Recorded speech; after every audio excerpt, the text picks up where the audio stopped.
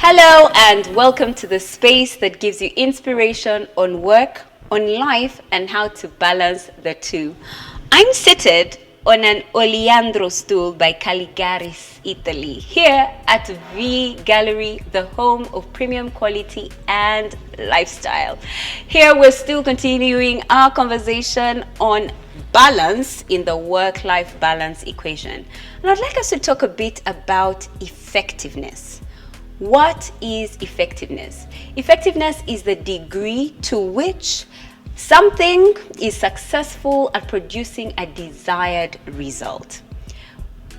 When you say that you're effective at anything, it means that you're good at getting it done or good at doing it. How effective are you at cooking? How effective are you at playing a sport or playing a game? How effective are you at eating and sleeping for some of us? How well do you get something done? How well do you get a task done? How good are you at writing a proposal? How good are you at writing that social media post, or of taking a picture, or of building a road, or of flying a plane? How well do you do it is your degree of effectiveness. Now, to be honest, how well you do something actually does affect your work-life balance. Because imagine having to repeat the same thing over and over again. What does that do? Takes of your time and of your energy, which you could have been using for something else. So say, for example, you have to write a proposal and you've reached the financial part of the proposal. How good are you at it? How effective are you at writing a budget?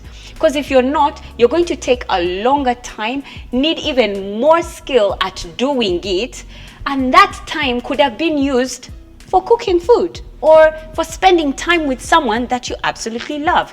Do you see how being effective or how effectiveness falls into your work-life balance equation? We need to be at a place where when we start to do something, we do it so well that we don't have to repeat it and we don't have to take such a long time doing it. And that time that we could have used trying to do it is then, taken to other activities, things that we absolutely love. So I have a six-step program of how I think you can build effectiveness at anything and at any skill. I believe that as women, one of our superpowers is the ability to do almost everything. And I know there's two quotes that I would like to talk about. The first one is, "A jack of all trades is a master at none." Now that's where most of you stop. But the truth is, that quote continues. The entire quote says, "A jack of all trades is a master at none, but better than a master at one." You heard me right. Let me say it a second time. If you don't believe me, Google it. The entire quote says, "A jack of all trades is a master at none, but better than a master at one." That's our superpower as women. We're able to do absolutely anything. Question is, how well do we do them? How effective are we at doing them? How effective are we at work and also at home? So that then we can find the balance. I've already explained to you how the effectiveness works in the balance equation. The second quote that I would like to talk about is, "Practice makes, not perfect, permanent." If you're doing something wrong all the time, it doesn't become perfect. No, it becomes permanent. So practice makes permanent. Now, with these two quotes in mind, let's go to the six-step program that I talked about. The 6 ways I think you and I can become effective at anything, okay? Now, the first step for me is to get the reason behind, to get the theory. If, for example, I want to lose weight, okay? And I want to be effective at losing weight. Like, how well do you lose the weight? You know what I'm saying? For those of you that have been trying to lose weight and not losing weight, that's the thing. You're not being effective at losing the weight. Are you seeing where I'm going with this? So how do you get effective at losing weight or losing fat? I'll tell you, for me, the first thing is to get the theory behind it. What's the theory behind cardio? What's the theory behind fat?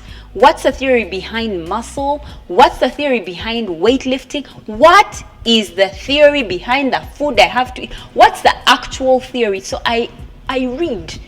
I actually read. So get the theory behind that which you want to do. You want to become an amazing interior designer?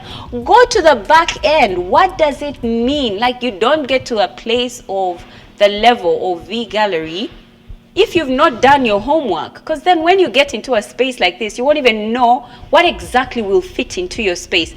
Anyway, for those that will come, lucky enough, they actually have an entire interior design department. So you might be lucky that you don't have to learn so much about interior design. But if you want to be effective at what you wear, you need to go and learn the theory behind the body types and body shapes and all of that stuff. Don't start or don't want to be good at something without you doing the back end work, okay? Step number 2, after you've done your theory, is on entering spaces where that skill that you want to become effective at is being practiced. So, for example, if you want to lose weight, go to spaces where people are losing weight.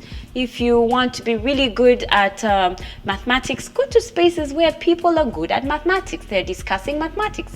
Whatever you do, whatever it is that you want to become effective at, go to spaces where people are either practicing or they're doing it or they're discussing, so you become better at it. Over to the third step, practice. Find what works for you. To be honest, not everyone loses weight on vegetables and eating like a rabbit. Some people lose weight on a keto diet where they're having fat and protein. Some people lose weight still eating carbs, but you don't know what works for you.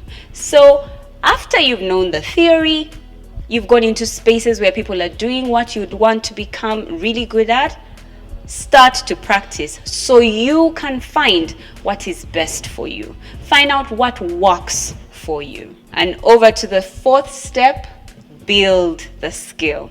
Now that you're really good at losing weight on a keto diet, start to lose weight on a keto diet. Now that you've learned what your body type is, start to shop. Actually build the skill.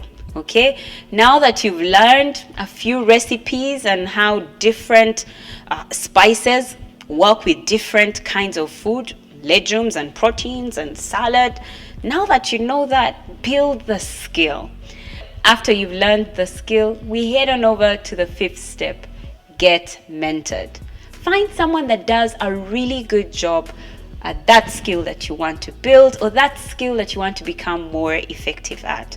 If it's interior design, I promise you V Gallery is a good place to go.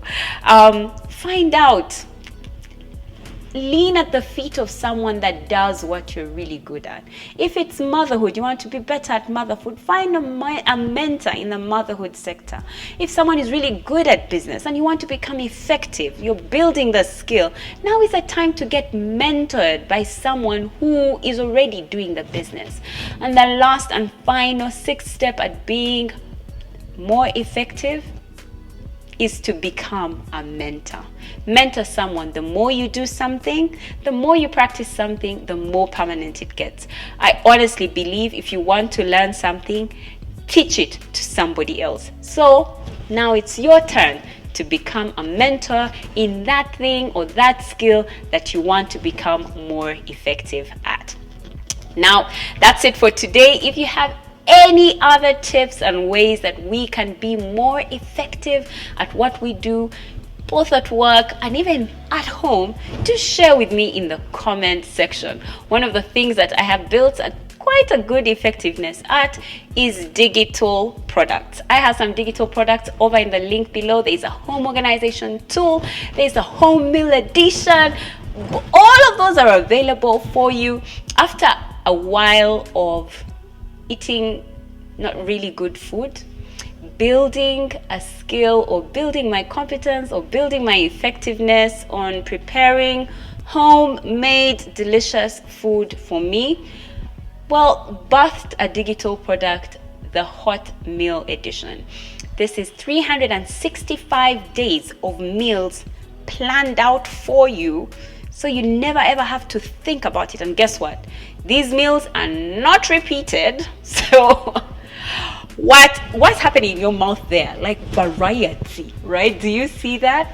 But also we have the home organization tool. Now, that's the home edition, where if you want a home that's organized, that's clean, I think that's one tool that you want to have a look at. And when you do buy it and purchase it over in the link below, I'd like to,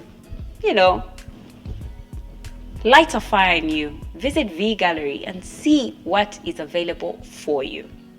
This stool is Oleandro by Caligaris. It is a padded chair upholstered in hemp fabric and has a brass base. The stool delivers sheer comfort. Its seat and backrest have a generous soft padding available in various kinds of upholstery. All the furniture upholstery fabric in this range is of treated fabric and has a layer of protection to prevent stains. The height of this stool is 65 centimeters, the standard size of a kitchen and home bar stool, but it can also be got in a dining chair, lounge chair, and side chair heights. The Loft Armchair by Louis Dichday is a wide electrical recliner armchair made of Havana genuine vintage leather.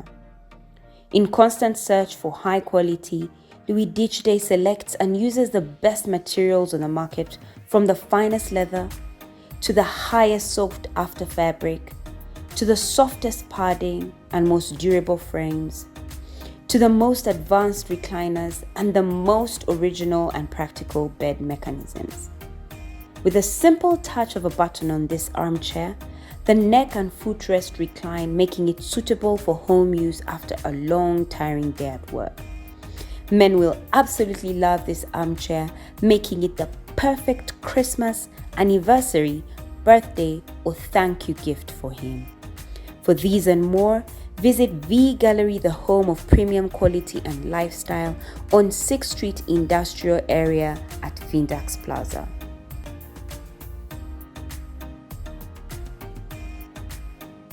Until next time, see you. Bye-bye.